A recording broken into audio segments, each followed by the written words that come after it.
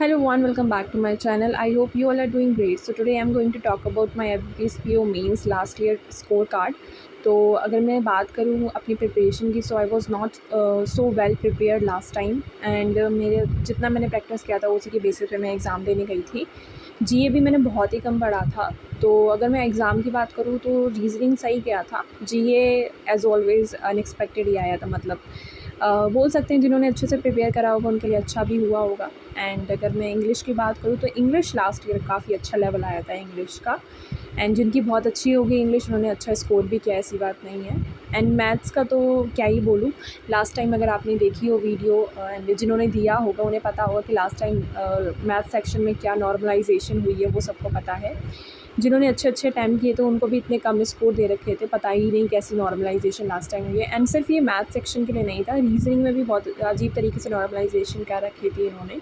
तो अगर मैं अपने स्कोर की बात करूँ तो रीजनिंग में मैंने जैसा सोचा था वैसा स्कोर नहीं कर पाया। I was expected around 20+ marks, but उतने नहीं आ पाए। एंड जीए में तो ठीक है, जीए जैसा मेरा गया तो उस हिसाब से ठीक है। एंड इंग्लिश का भी मैंने बहुत ज़्यादा अच्छे से अटैम्प्ट नहीं किया था, मैंने शायद 18 ही क्वेश्चंस के अटैम्प्ट किए थे इंग्लिश में।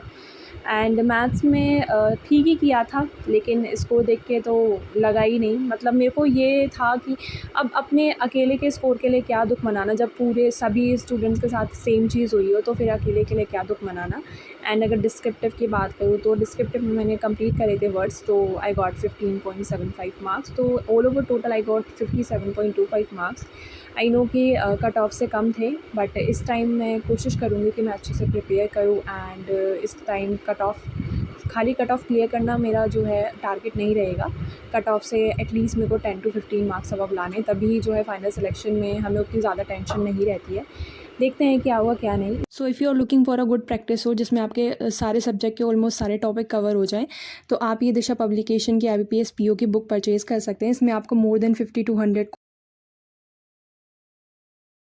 क्वेश्चंस मिल जाएंगे। इसके अलावा लास्ट 10 ईयर्स के PYQ भी आपको इसके अंदर मिल जाएंगे। तो इसमें ना आपके सब्जेक्ट वाइज सारे टॉपिक कवर हो जाएंगे। इवन तो इन्होंने जो मैथ्स है ना, इसमें भी दो पार्ट में दे रखा है, क्वांटिटेटिव एप्टीट्यूड करके अलग एंड डेटा इंटरप्रिटेशन करके अलग। तो जिसको DI पे खाली फोकस करना है तो वो DI सॉल्व कर सकता है, जिसको बाकी के टॉपिक पे फोकस करना है वो उस पर फोकस कर सकता है। इसके अलावा रीजनिंग के भी इन्होंने सारे ही चैप्टर दे रखे हैं और यहीं से आप क्रिटिकल रीजनिंग भी कर सकते हैं। इवन तो इसमें कंप्यूटर एप्टीट्यूड का भी एक चैप्टर दे रखा है। इसके अलावा इंग्लिश एंड बैंकिंग अवेयरनेस सबके जो है आपके टॉपिक इसमें क्लियर होंगे। मान लो आपने इसके अंदर जो है ना DI का पार्ट ओपन किया है ना, तो आपके ना इसके अंदर बेस्ट पार्ट क्या है, क्वेश्चन के साथ आपको लिखा हुआ मिलेगा कि ये वाला क्वेश्चन किस ईयर में और किस एग्जाम के अंदर आया था।